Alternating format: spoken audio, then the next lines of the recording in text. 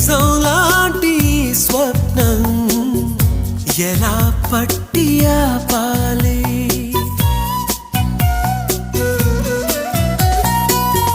కలే అయితే ఆ నిజం ఎలా తట్టుకోవాలి